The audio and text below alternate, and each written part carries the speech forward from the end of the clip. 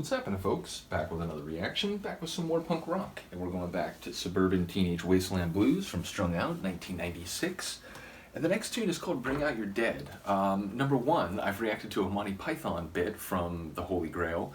And I've also reacted to an Anti-Flag tune of the same name, though I realized, because I was like, wait a minute, did somehow I already react to this? But it's because there's an Anti-Flag tune of the same name. And when I looked that up, I noticed I only reacted to the live version of that tune. I need to go back and react to the studio version as well.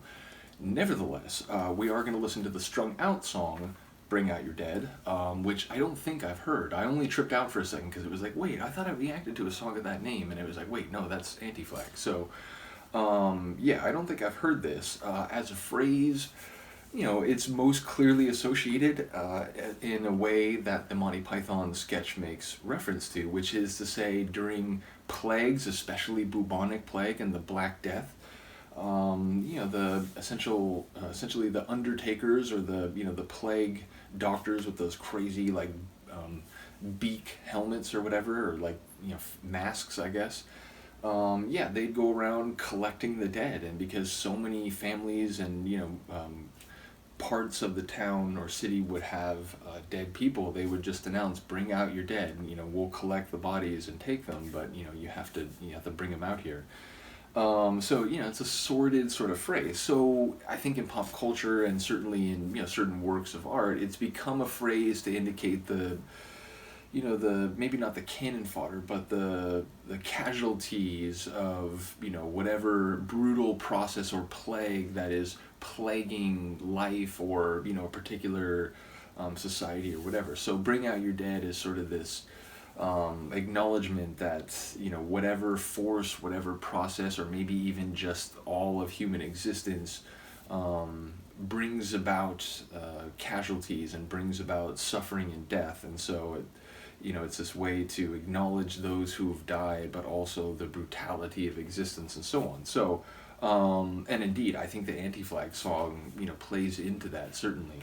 So I wouldn't be surprised if it relates to, you know, the casualties of life, whether that's on a grander, like, you know, global or societal level, or whether it's about, you know, the way humans treat each other on a more personal or like individual level. And, you know, there's ultimately, as you go through life, you see casualties, you know, people who don't make it, people who get, you know, destroyed or heartbroken, whatever. So I feel like it could happen on different scales, but it speaks to casualties, the dead that have to be carried away, while the others, you know, who are lucky enough to be in a position to be involved in that continue living. So we'll see if it has anything to do with that. Let's find out. This is Strung Out, Bring Out Your Dead, from the 1996 album Suburban Teenage Wasteland Blues.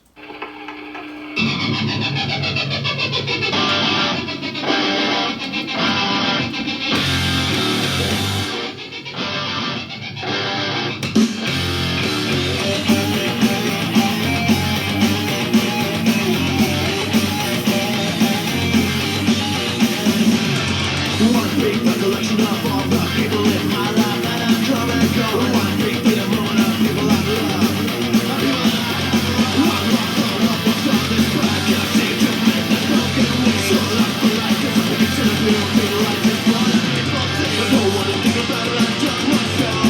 But distraction, reason, and my emotions don't take myself. And I can't for a fucking thing, I'm trying to dream and I'm trying to live.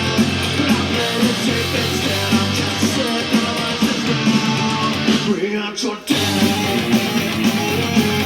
I felt that, like, as it was happening. Voices wither and crack me down, ringing in my ear with sickness of the sleep. To silence now is all I fear. Revelation fire. Really don't want to think about it, I've done myself. A distraction, reason, and my emotions can't check myself. And I can't for a fucking thing, I'm trying to dream and I'm trying to live. But I play it safe instead, I'm just a slave for voices now.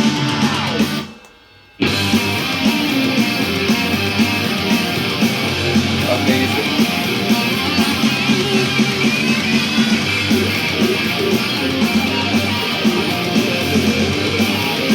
It's almost like Hendrix guitar.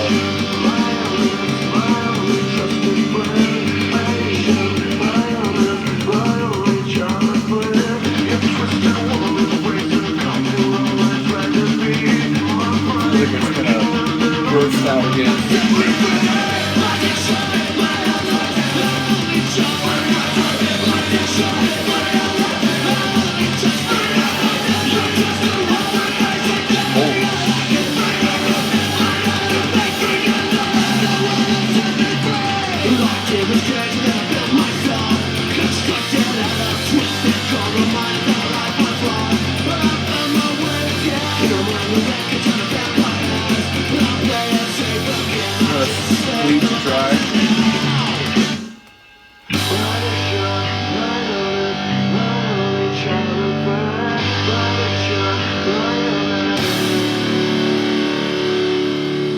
Bring Out Your Dead. Amazing. I keep saying this, but I feel like that's maybe my favorite on the album so far. It's like probably the third or fourth time I said that. So as the album goes along, it's like they're outdoing themselves.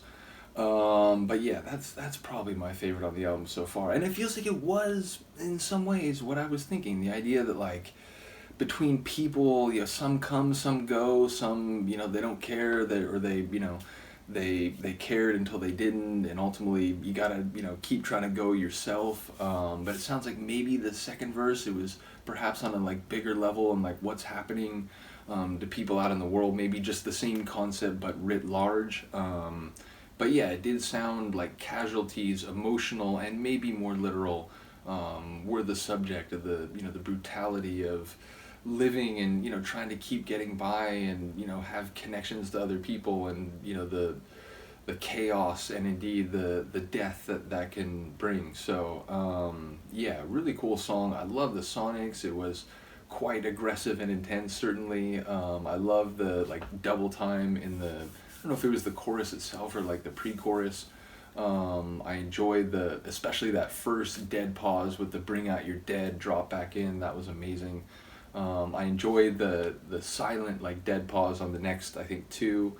Yeah, just really cool composed tune, in addition to, you know, sounding like the themes were in a place that makes sense to my brain. So yeah, do let me know what you think of this one. Once more, shout out to Paulie. I'll keep saying it, but I really, really do appreciate this. I mean, we still got more to go through after this. We got one more album after this, then we're gonna jump back and listen to the Skinny Years, and then there's a DVD on here. I haven't, like, watched the DVDs yet because I'm still holding out hope that I can find a way to get a second setup. And if I can find a way to get a second setup where I'm in front of a computer but it's still remotely, like, a, you know, the lighting and the configuration of my room works with it, then obviously I could get software react to videos. And not only are there a lot of YouTube videos that people have already asked for, and YouTube stuff that I'd like to react to, you know, like Harry Mack and whatever, it means I could react to, you know, at least bits of DVDs. I know video, it gets more complicated. You know, like people who do movie reactions, I know they have to chop it up so that they're only showing, like, little tiny bits. But I imagine maybe like a punk rock, like, bonus DVD video would maybe have less issues, or fewer issues, I should say. In any case, it would be cool to go through some of that too. So either way, I am very appreciative. Once more, shout out to Paulie. Do let me know what you think of this tune, and I will see you next time, as will the sleeping Luca, who I think is just, you know, I think she slept through that entire song. Yeah, let me know what you think. Peace.